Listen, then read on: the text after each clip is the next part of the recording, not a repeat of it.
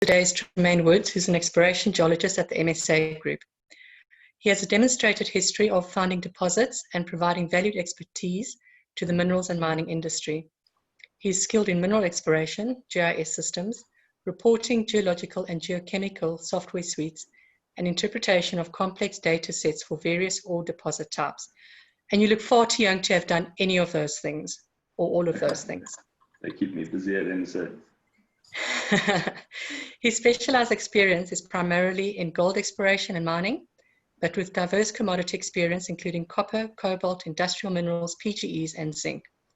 He's worked in South Africa, Mozambique, Mali, DRC, Zambia, Madagascar, India, Saudi Arabia, and Mongolia. So I'm going to hand over to you, and thank you for joining us.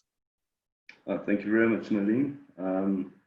I got dragged into presenting some of this work. It's been a few years since I've really looked at this. This was a small part of my PhD thesis, and a lot of the concepts in here aren't necessarily all geological concepts, but a little bit more chemical concepts in order to produce these experiments.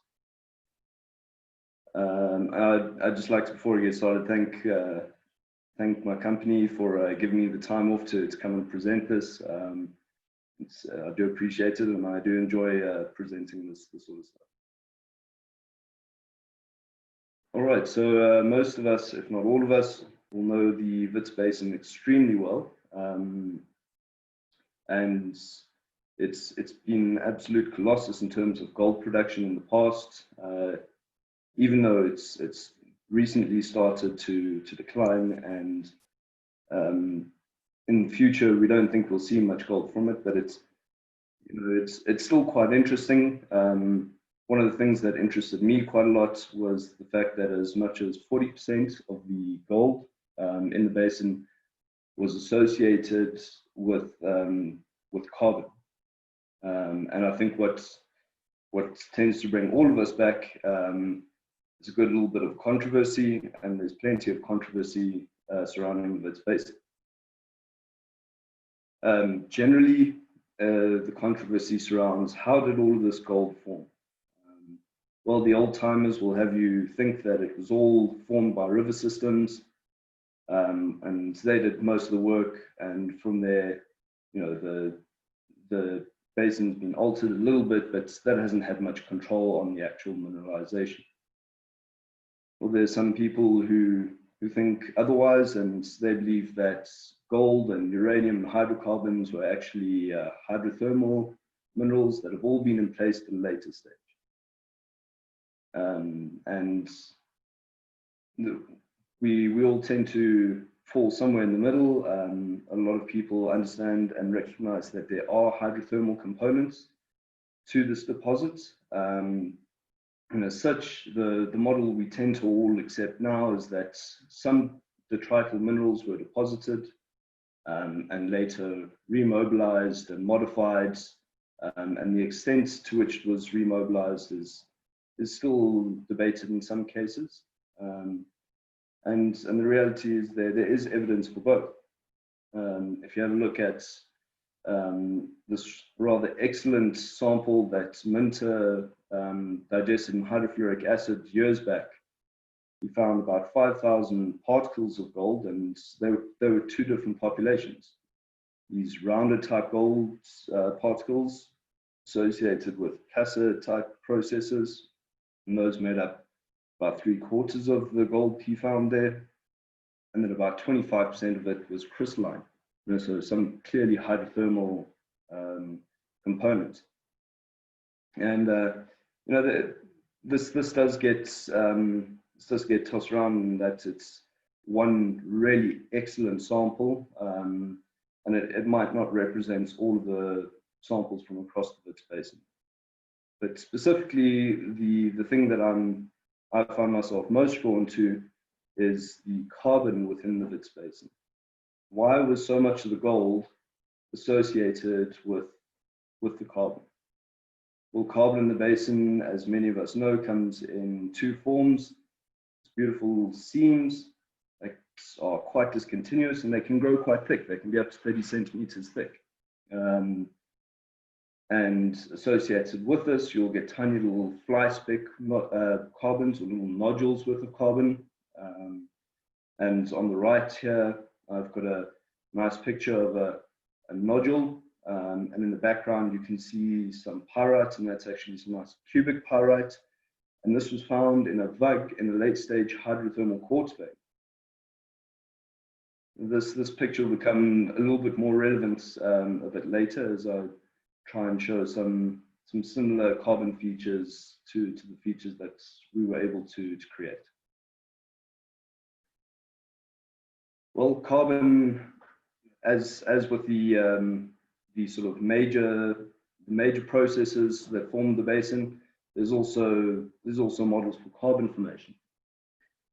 Some researchers found that these carbons, the form of them, that there were these discontinuous sort of seams, and within the seam you had these types of spindles with gold trapped in between, and that in association with some microscopic structured carbon that they found was enough for them to think, to postulate that the carbon in the Wits Basin was actually algal mats, and similar to miner's moss on a wash plant, they would have trapped the particles of gold and heavy minerals, and that was what gave rise to those features there.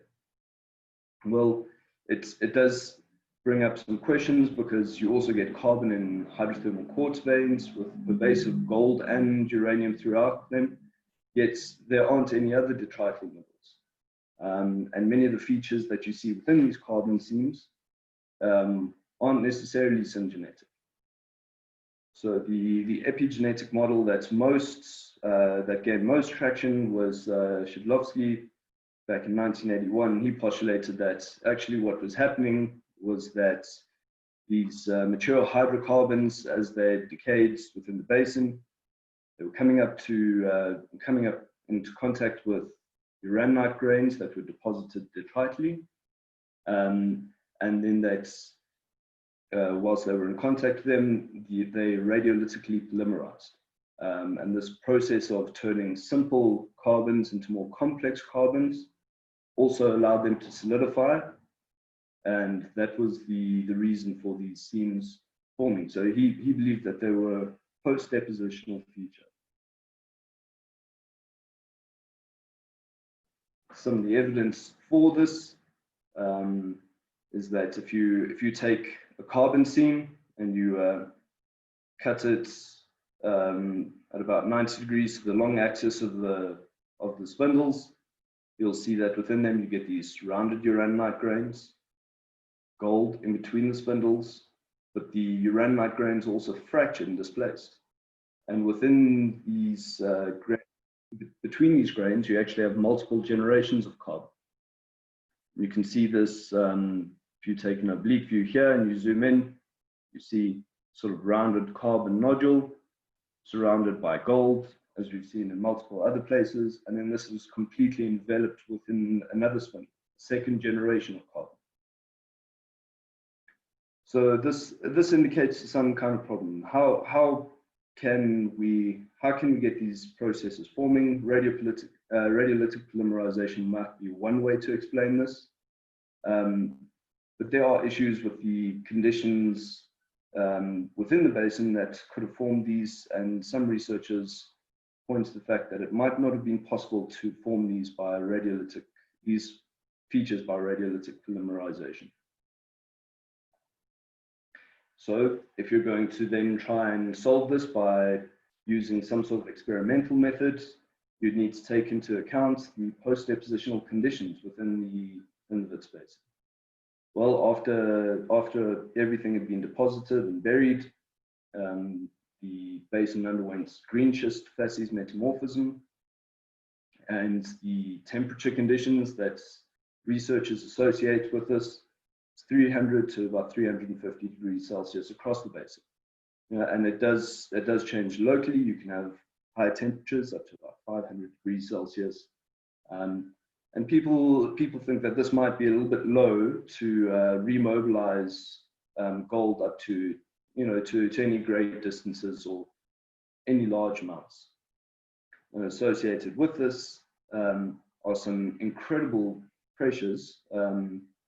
Typically, we would quote these as, about 1 or 3 gigapascals. I've quoted here in kilopascals for the basin, and that'll become relevant a little bit later when we speak about pressure conditions when you try and replicate these experimentally.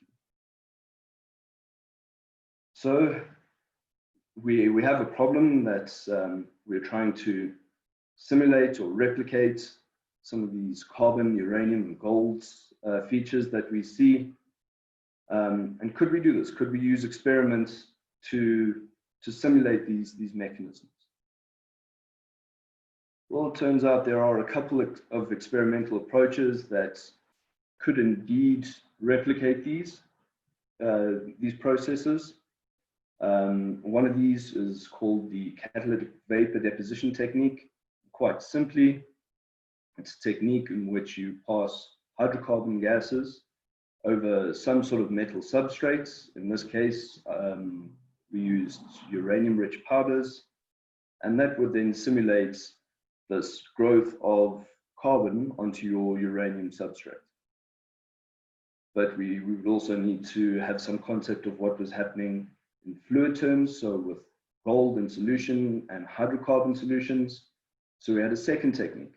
This is a solvothermal technique, which basically just takes a very high pressure vessel, heats up the solutions within it, along with the uranium bearing powder.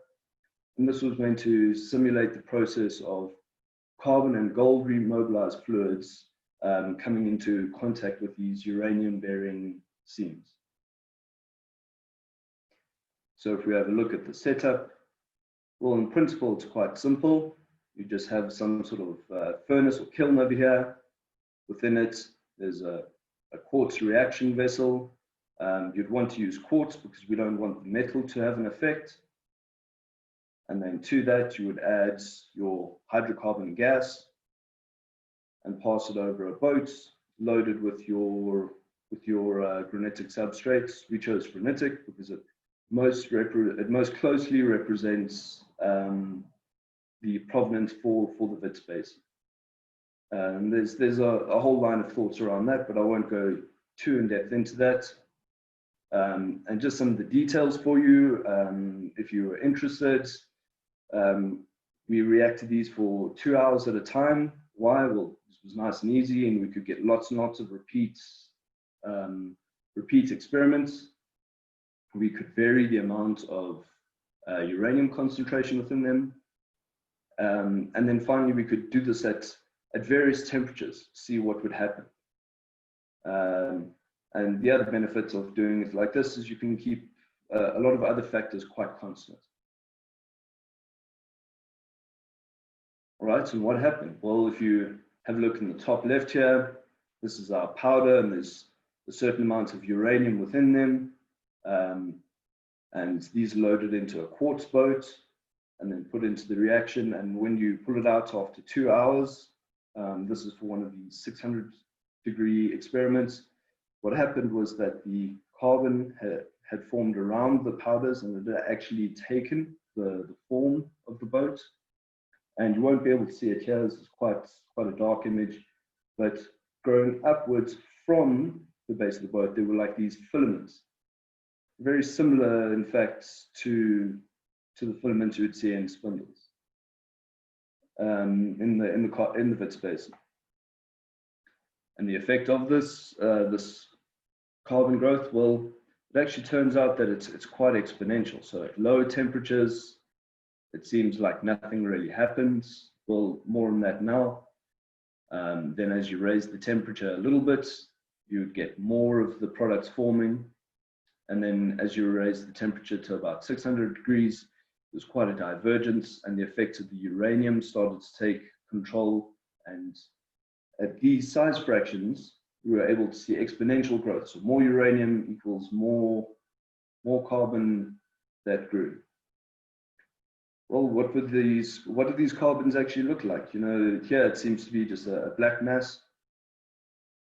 If you have a little bit of a closer look at these, so we put these under an electron microscope, and what we saw was that you had various grains from your granitic powder, and then carbon had adhered to it, it had grown off of it. You've got these sheet-like carbons, and then here you have these tiny little nodules, these tiny little fibers that had grown off in these tubes. And as you increase the temperature, so as I said, at 300 degrees, it didn't seem like much had happened, but in fact, you were having carbon growth. It's just at such a small amount in that amount of time that you couldn't really notice the mass change. But certainly under the microscope, we saw that you were able to form carbon onto these uranium-bearing substrates. And then as you increase the temperature, you would get slightly more complicated carbon forms. The carbon would structure itself in more complicated fashions, and these are like these helical and spiral carbons within the walls of other nanocarbons. So what does that mean? What role does uranium seem to play in this?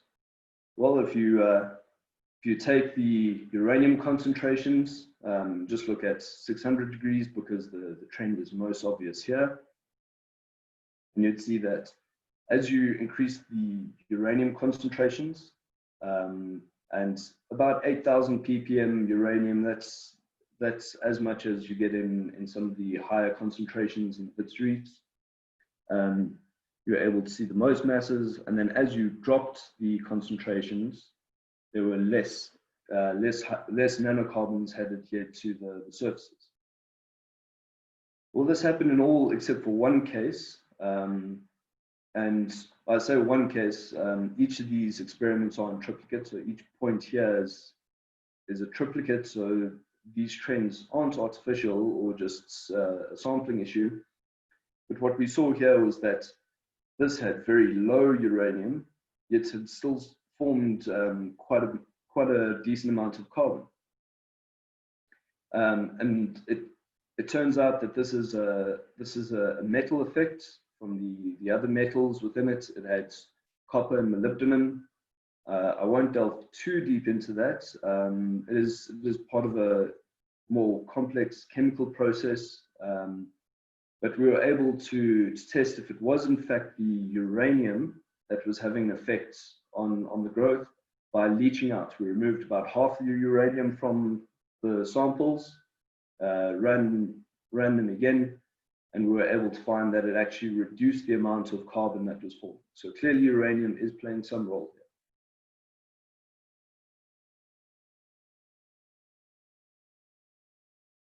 All right, and if you study these a little bit further, you would start to notice that within these nanocarbons, there were actually these disks of metal.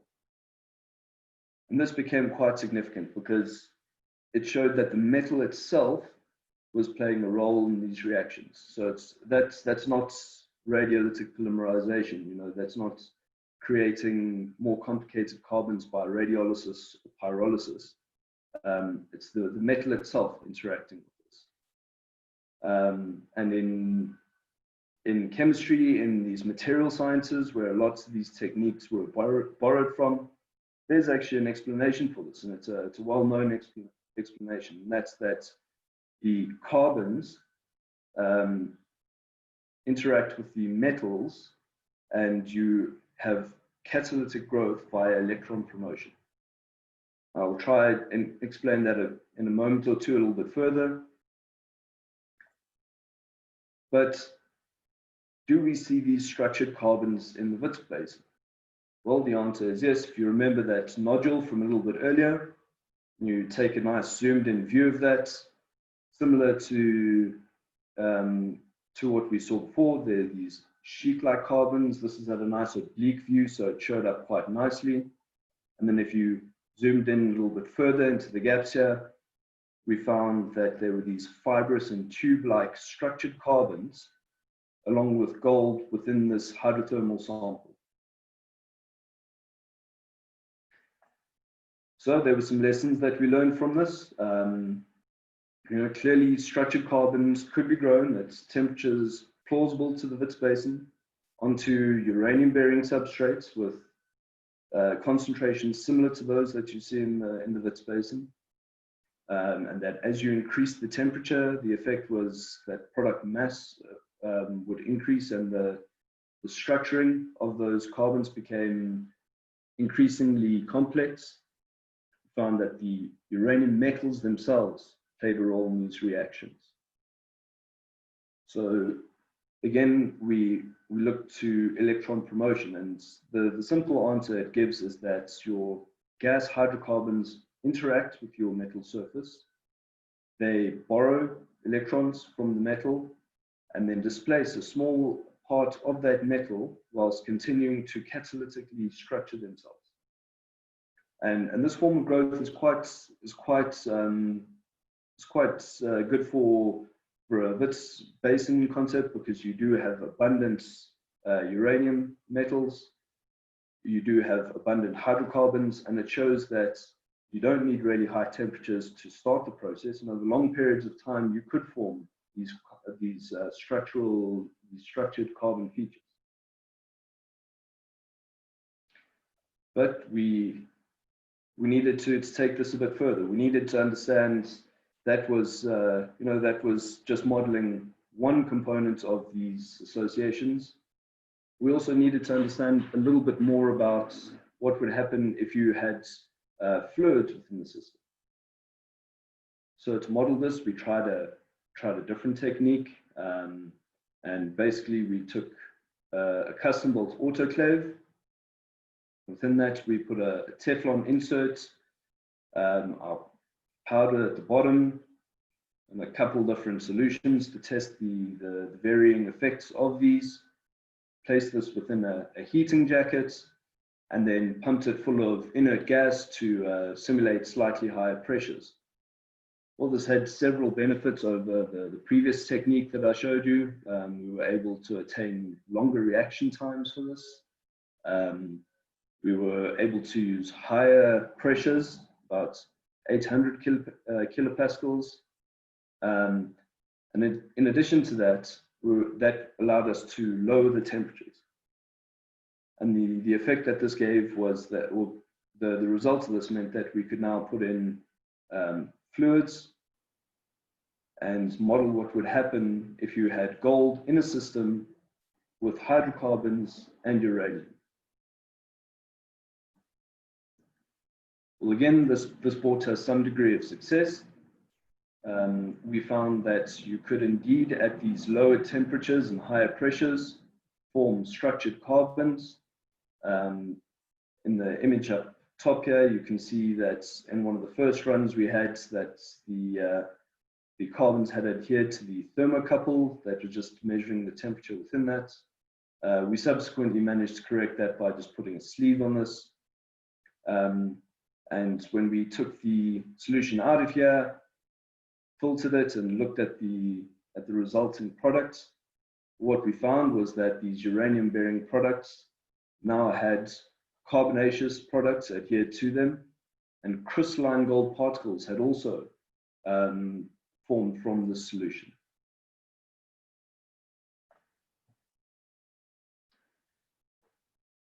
And looking at this under the microscope, we were able to see the relationship of all three of the features within it.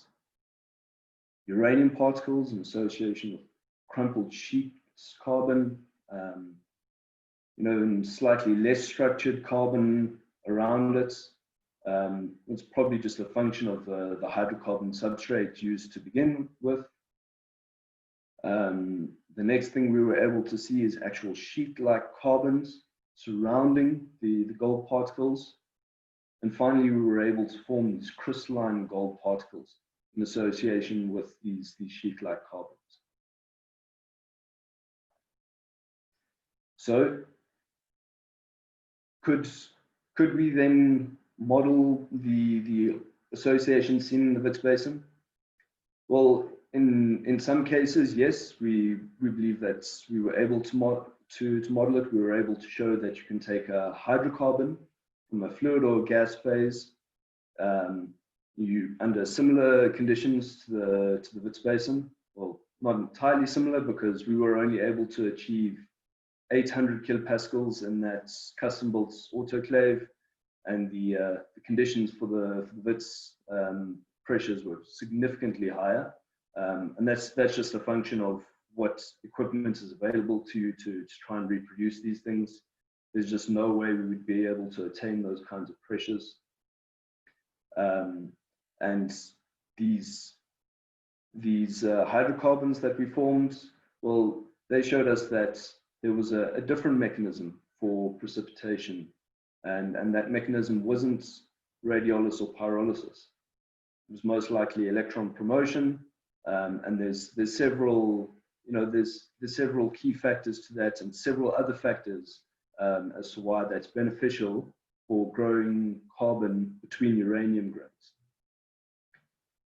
And then finally, we were able to add in gold, and we were able to show that gold, along with the hydrocarbon solution, is able to precipitate out gold around gold in association with carbon in the presence of these uranium-bearing powders. So what does that mean for big picture thoughts?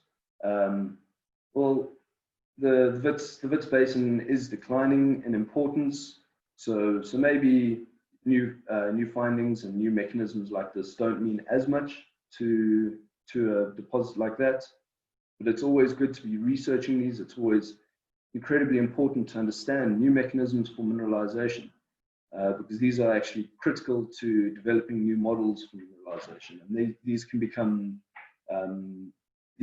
relevant in other parts of the world. So, and with that, I'd like to say thank you for listening. Thank you for everyone who made it possible. The GSSA definitely helped me push over the line with some additional funding. And I'm intrigued to hear your thoughts and where you think this kind of research could go to. Thank you very much for this. George, you've got a question? Thank you very much, Tremain, for a very interesting talk. Tremain, have you published any of this to start off with? It's in process. A lot of the that CCVD stuff was, almost over the line quite recently. Just had some delays with that. We certainly would like to publish a little bit more of it. And my second question is, you were referring mostly to uranium as a metal. Now, in the Wits, I think that it occurs generally as a uranium compound, uraninite, yes, or granorite. How would your chemistry, your mechanism be affected by this? Does something happen to the uranium to reduce it to the metal, or how would that work? Well, I think that it's the effects are actually seen in both, seen quite clearly, because the uranium that we had present within our powders was dominantly as uraninite as well. So yes, the metal component of it, the uranium metal component, certainly is responsible for the interaction, and the effect of those oxide or the other parts of the components, the other elements in that component. Well, we don't really know that as yet. There's certainly some more work that would be needed for us to understand that. Thank you. Thanks. Any other questions or comments?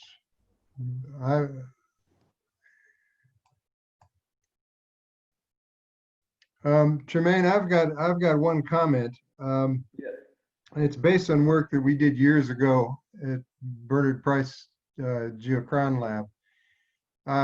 I did a carbon nodule sample from Jillian and one of Dieter Halbauer's samples, carbonaceous samples from hinterland granite. And we did some samarium neodymium work. the logic behind it was that carbonaceous materials tend to concentrate samarium over neodymium, so you get things with very high SMND ratios, and consequently very radiogenic neodymium isotopic compositions, which can allow you to date things. All right. And we got some pretty astonishing results on 2 samples. It was never published, but it would suggest fluid flow through the basin somewhere between 6 and 1600 million years ago. 0.6 and 1.6 billion. And So I think that's an area of research that could be opened up, provided you could define something like a closed system in these samples. And I don't know if that's possible. Do you have any comment on that? Well, first of all, to your points about the samarium neodymium, samarium is known to interact with carbon in similar ways to electron promotion described there, but you also do have an additional effect of the radiation, and that serves to create sort of breaks in these structures that form. So you won't have sort of as long and fibrous structures forming. But yeah, as for a closed system, well, each layer or each fluid, each layer of complexity you add to it, or each fluid adds a layer of complexity to it. So I think that certainly it would be possible, and the equipment still exists, and it's in fairly good condition, and it would be interesting to model those. So I think it would certainly be worth investigating. George, you've got another comment? Just another comment. Tremain, when you showed right at the start, when you had the carbon seams and you showed the structure with the gold in between these spindles. Now, I don't think that Hobau and company ascribed those spindles to algal mats or fossils, anything like that. But the picture you showed was actually the researchers ascribed the spindle shape to growing under pressure, and the growth of the carbon seam is actually in the direction of least pressure. I think they go upwards. So the spindle growth shape is due to the structure, and probably not due to original algal mats or anything like that. And of course, the explanation that Hobau had was that you had these algal structures that were trapping the gold, but no, the alternative explanation was that it wasn't. So the jury's still out on that. I don't think that anybody is actually believing nowadays that you had algal mats growing in situ and being preserved as carbon seams.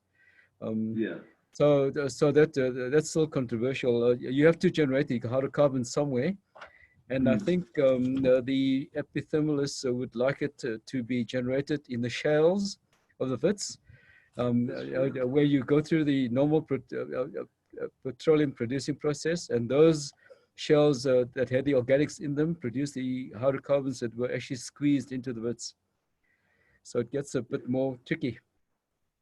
Yeah, it certainly does. There's I chose just to share the experimental part of my research, but we also did some element mapping of these nodules, and there are a few research programs out there that'll have you believe that the rare earth content within the carbonaceous material is indicative of exactly that, of these fluids being derived from the squeezing out of shales. And as to your other point on the form of the spindles, we also did a little bit of computer tomography work on those. That's also unpublished work at the moment. But the forms of them are quite interesting, and the distribution of the golds throughout those seams is rather interesting as well.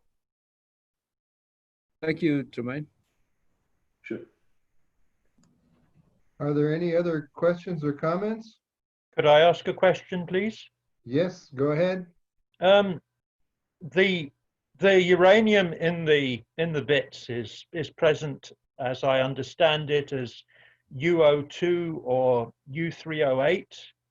So if you're going to have the reduction of hydrocarbons to produce elemental carbon, what would have been the mother uranium material which would be thus oxidized to generate the current UO2 U308? Well, it's quite difficult to find material. This was one of the areas that we most struggled with. It's quite difficult to find a material that could more accurately represent the uranium that would have been present 2.7 or even at slightly younger ages, but 2.7 billion years ago. Obviously, there's safety concerns with sticking something highly reactive into a vessel that could explode. So to answer you there, David, we never actually managed to get something completely similar to the Wits uranium materials, and that material that would have originally been present. Have you any ideas around what would have been the mother material to the uraninite and granite and covenite? Precisely. No, not really. Okay, thank you. Sure. Are there any other comments or queries? Safiso, would you like to close out, or do you want me to close it? You can close, Craig, but yeah, thanks to Trey again, and thanks to everyone who's attended today's meeting. Nolene's got a hand up. I think Nolene Just wants before to say that. Yeah, go ahead. Just before we go, we'd like to thank Dennis Blurt from the Explore. Sorry about that. He is our sponsor for June. He's always ready to help the GSSA, so we thank him. And then if you would like to join us on Friday for Larry Maynard's talk, he's talking about geology and wine, the science of good taste. So hopefully we see you all on Friday. Okay, with that, I'll close the meeting. Thanks again, Tremain. Nice talk. See you on Friday. I'm going to close the meeting now. Thank you very much.